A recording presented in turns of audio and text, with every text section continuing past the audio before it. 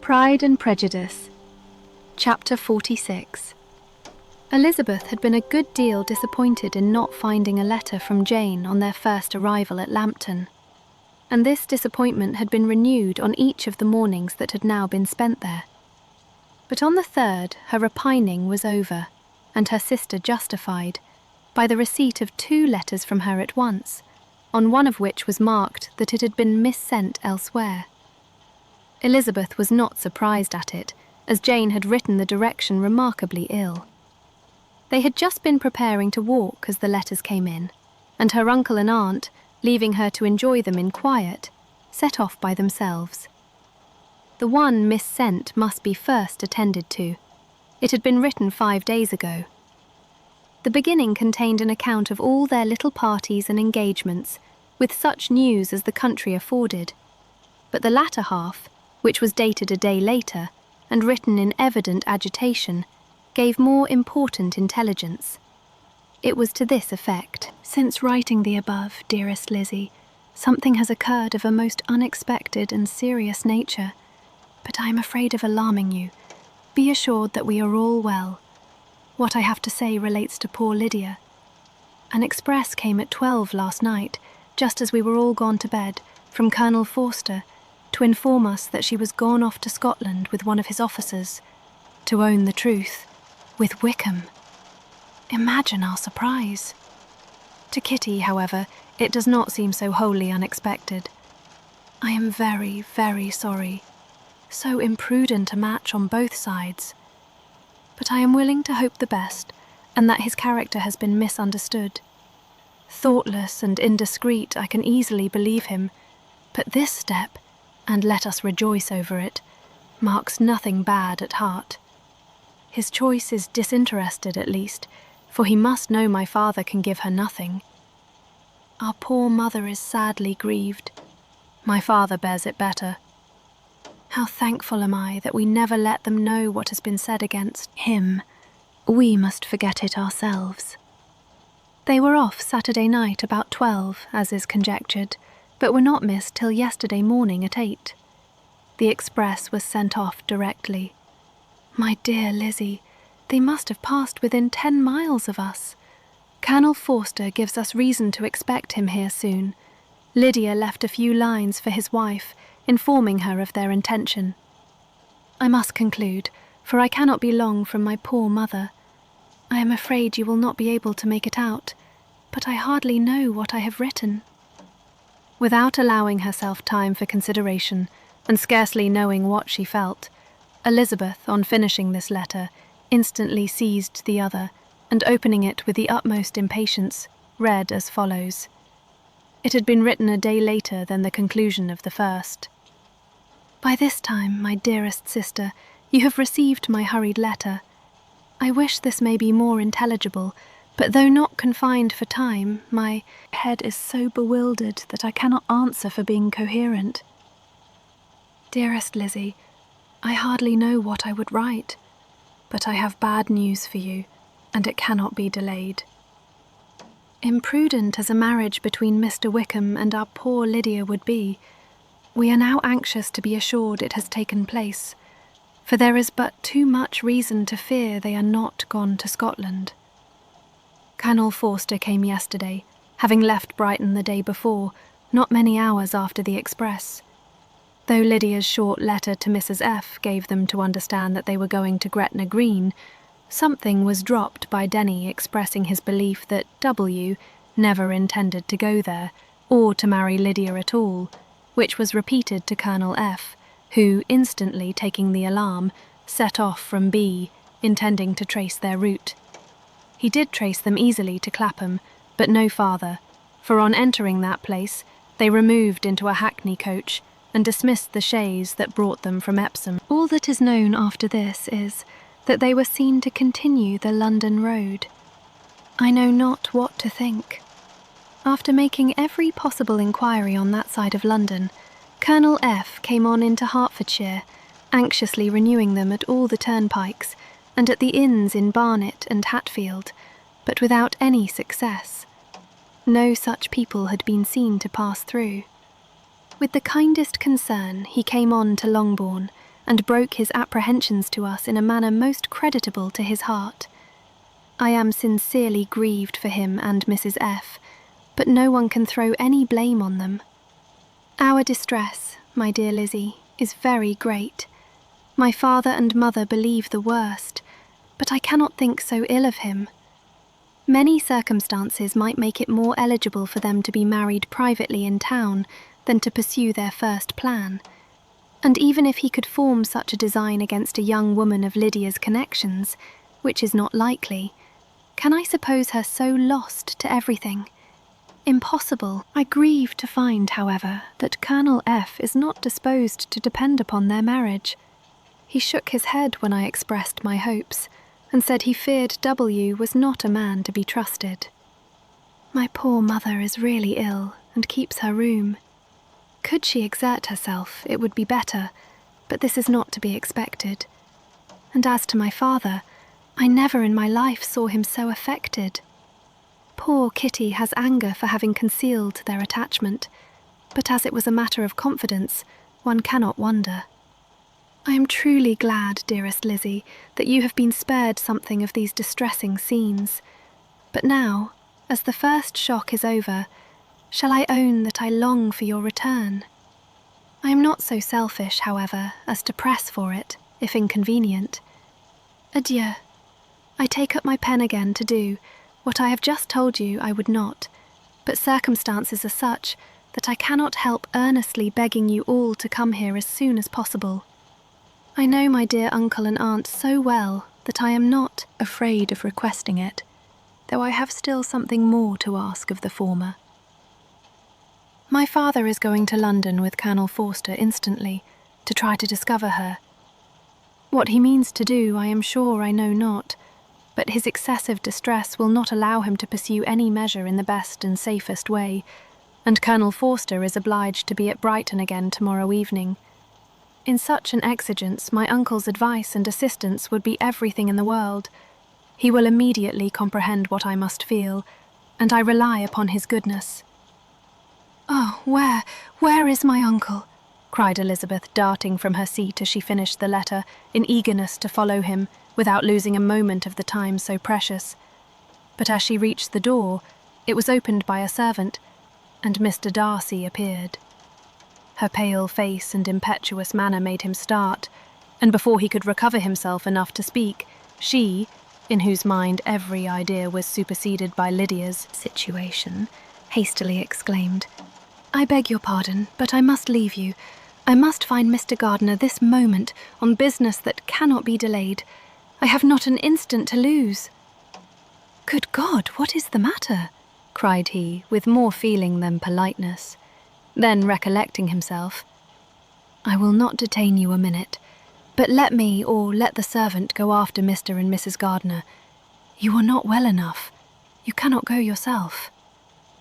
Elizabeth hesitated, but her knees trembled under her, and she felt how little would be gained by her attempting to pursue them. Calling back the servant, therefore, she commissioned him, though in so breathless an accent as made her almost unintelligible, to fetch his master and mistress home instantly. On his quitting the room, she sat down, unable to support herself, and looking so miserably ill that it was impossible for Darcy to leave her, or to refrain from saying, in a tone of gentleness and commiseration, "Let me call your maid." "Is there nothing you could take to give you present relief? A glass of wine, shall I get you one? You are very ill." "No, I thank you," she replied, endeavouring to recover herself. "There is nothing the matter with me. I am quite well. I am only distressed by some dreadful news which I have just received from Longbourn." She burst into tears as she alluded to it, and for a few minutes could not speak another word. Darcy, in wretched suspense, could only say something indistinctly of his concern, and observe her in compassionate silence. At length she spoke again. "I have just had a letter from Jane, with such dreadful news. It cannot be concealed from anyone. My youngest sister has left all her friends, has eloped, has thrown herself into the power of Mr. Wickham. They are gone off together from Brighton. You know him too well to doubt the rest. She has no money, no connections, nothing that can tempt him to... She is lost forever." Darcy was fixed in astonishment. "When I consider," she added in a yet more agitated voice, "that I might have prevented it, I who knew what he was. Had I but explained some part of it only, some part of what I learnt to my own family, had his character been known, this could not have happened. But it is all too late now." "I am grieved indeed," cried Darcy.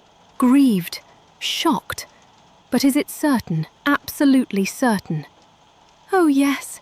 They left Brighton together on Sunday night and were traced almost to London, but not beyond. They are certainly not gone to Scotland." "And what has been done? What has been attempted to recover her?" "My father has gone to London, and Jane has written to beg my uncle's immediate assistance, and we shall be off, I hope, in half an hour. But nothing can be done. I know very well that nothing can be done. How is such a man to be worked on? How are they even to be discovered? I have not the smallest hope. It is every way horrible." Darcy shook his head in silent acquiescence. "When my eyes were opened to his real character, oh, had I known what I ought, what I dared to do. But I knew not. I was afraid of doing too much. Wretched, wretched mistake." Darcy made no answer. He seemed scarcely to hear her, and was walking up and down the room in earnest meditation, his brow contracted, his air gloomy. Elizabeth soon observed, and instantly understood it. Her power was sinking. Everything must sink under such a proof of family weakness, such an assurance of the deepest disgrace. She could neither wonder nor condemn, but the belief of his self-conquest brought nothing consolatory to her bosom, afforded no palliation of her distress. It was, on the contrary, exactly calculated to make her understand her own wishes, and never had she so honestly felt that she could have loved him, as now, when all love must be vain. But self, though it would intrude, could not engross her. Lydia, the humiliation, the misery she was bringing on them all, soon swallowed up every private care, and covering her face with her handkerchief, Elizabeth was soon lost to everything else, and, after a pause of several minutes, was only recalled to a sense of her situation by the voice of her companion, who, in a manner which, though it spoke compassion, spoke likewise restraint, said, "I am afraid you have been long desiring my absence, nor have I anything to plead in excuse of my stay, but real, though unavailing concern. Would to heaven that anything could be either said or done on my part that might offer consolation to such distress. But I will not torment you with vain wishes, which may seem purposely to ask for your thanks. This unfortunate affair will, I fear, prevent my sisters having the pleasure of seeing you at Pemberley today. Oh yes, be so kind as to apologize for us to Miss Darcy. Say that urgent business calls us home immediately. Conceal the unhappy truth as long as it is possible. I know it cannot be long." He readily assured her of his secrecy, again expressed his sorrow for her distress, wished it a happier conclusion than there was at present reason to hope, and, leaving his compliments for her relations, with only one serious parting look, went away. As he quitted the room, Elizabeth felt how improbable it was that they should ever see each other again on such terms of cordiality as had marked their several meetings in Derbyshire, and as she threw a retrospective glance over the whole of their acquaintance, so full of contradictions and varieties, sighed at the perverseness of those feelings which would now have promoted its continuance, and would formerly have rejoiced in its termination. If gratitude and esteem are good foundations of affection, Elizabeth's change of sentiment will be neither improbable nor faulty.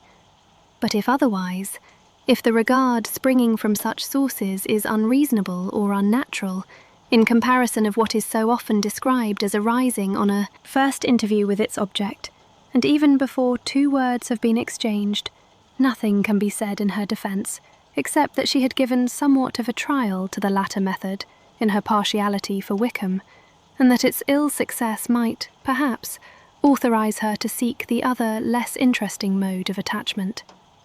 Be that as it may, she saw him go with regret, and in this early example of what Lydia's infamy must produce, found additional anguish as she reflected on that wretched business. Never since reading Jane's second letter had she entertained a hope of Wickham's meaning to marry her. No one but Jane, she thought, could flatter herself with such an expectation. Surprise was the least of all her feelings on this development.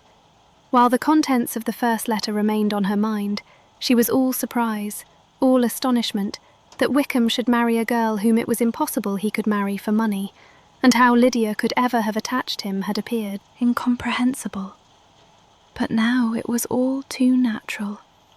For such an attachment as this she might have sufficient charms, and though she did not suppose Lydia to be deliberately engaging in an elopement, without the intention of marriage, she had no difficulty in believing that neither her virtue nor her understanding would preserve her from falling an easy prey.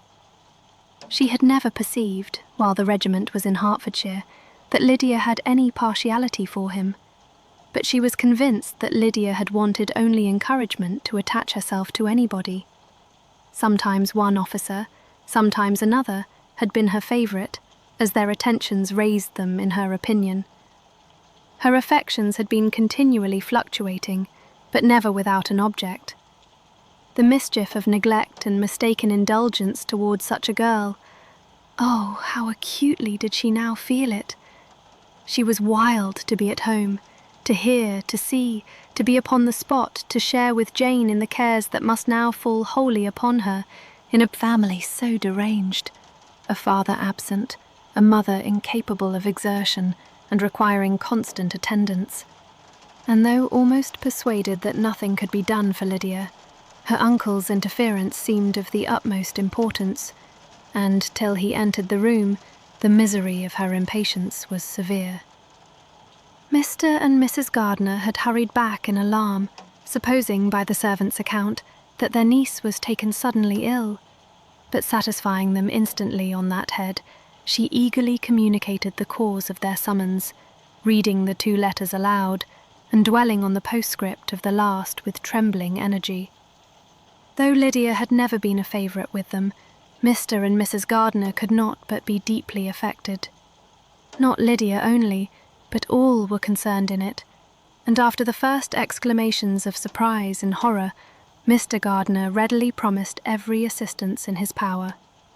Elizabeth, though expecting no less, thanked him with tears of gratitude, and all 3 being actuated by one spirit, everything relating to their journey was speedily settled.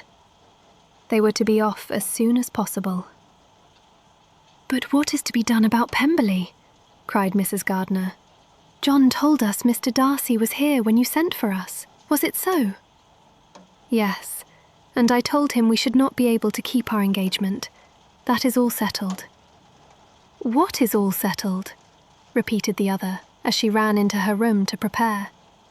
"And are they upon such terms as for her to disclose the real truth? Oh, that I knew how it was." But wishes were vain, or, at best, could serve only to amuse her in the hurry and confusion of the following hour. Had Elizabeth been at leisure to be idle, she would have remained certain that all employment was impossible to one so wretched as herself. But she had her share of business as well as her aunt, and amongst the rest, there were notes to be written to all their friends at Lambton, with false excuses for their sudden departure. An hour, however, saw the whole completed, and Mr. Gardiner, meanwhile, having settled his account at the inn, nothing remained to be done but to go, and Elizabeth, after all the misery of the morning, found herself, in a shorter space of time than she could have supposed, seated in the carriage and on the road to Longbourn. "Hi, Kate here. What was your favourite part from this chapter? leave us a comment below. If you liked this video, feel free to like and subscribe to my channel.